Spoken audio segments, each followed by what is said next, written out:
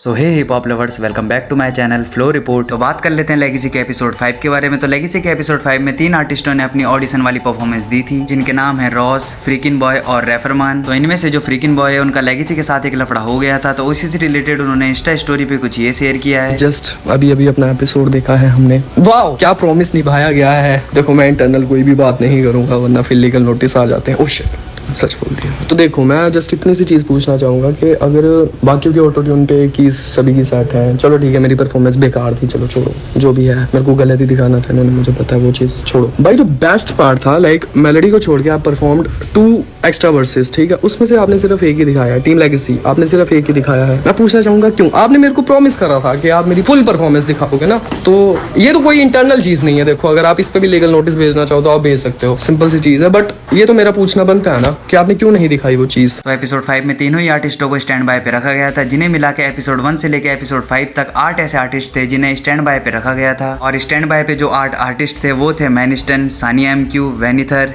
Chief, Babbar, Freakin Boy, Ross और रिफरमान। तो इन 8 आर्टिस्टों में से सिर्फ 4 आर्टिस्टों को सिलेक्ट किया गया, जिनके नाम है मैनिस्टन, सानिया एमक्यू, वेनिथर और चीफ। और इसके बाद शुरू होता है साइफर राउंड, जिनमें से इन्हें टॉप 15 को चुनना था। और मुझे नहीं पता किसी ने नोटिस किया या नहीं, लेकिन रफ्तार कहते हैं कि हमें 23 में से टॉप 15 आर्टिस्ट सिलेक्ट करने हैं। 23 से 15 करने हमको।